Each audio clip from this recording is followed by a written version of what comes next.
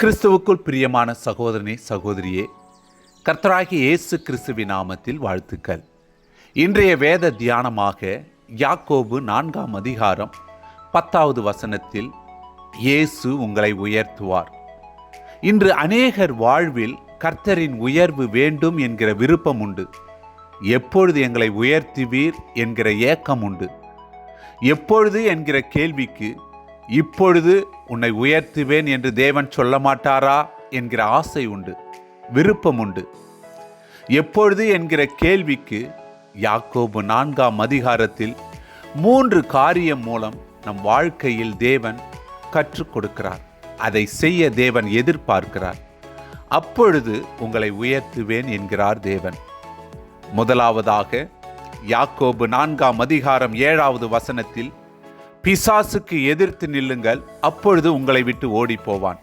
தேவ பிள்ளைகளே, சத்துரு யாரை விழுங்கலாம், யாரை முடக்கலாம், யாரை வீழ்த்தலாம் என்று கெர்ச்சிக்கிற சிங்கம் போல அவன் வகை தேடி சுற்றித் திரிகிறான். யூதா கோத்திரத்தின் சிங்கம் இயேசு. இயேசுவின் பிள்ளைகளாகிய நம்மை, சிங்கத்தின் பிள்ளைகளாகிய நம்மை வீழ்த்த சிங்கம் போல, அவன் சிங்கம் அல்ல, சிங்கம் போல தன்னை காட்டிக்கொண்டு தேவ பிள்ளைகளை வீழ்த்திவிட தீயாய் வேலை செய்கிறான். நாம் எதிர்த்தால் அவன் நம்மை விட்டு ஓடி போவான் என்பதை மறவாதே. இரண்டாவதாக யாக்கோபு 4ஆம் அதிகாரம் 8வது வசனத்தில், தேவனிடத்தில் சேருங்கள், அப்பொழுது அவர் உங்களிடத்தில் சேருவார். தேவ பிள்ளைகளே, மோசே தேவனோடு வாழ்ந்தார்.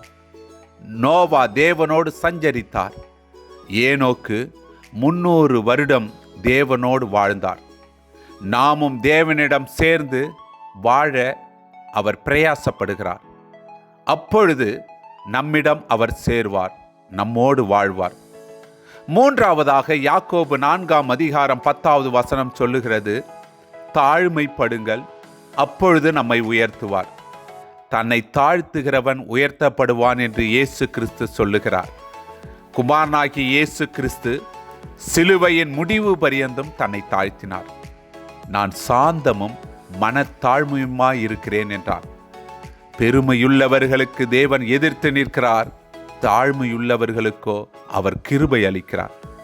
தேவ பிள்ளைகளே, தேவன் நம்மை உயர்த்த, தேவன் நம்மிடம் எதிர்பார்க்கும் தேவ எதிர்பார்ப்பை நிறைவேற்ற பிரயாசப்படுவோம்.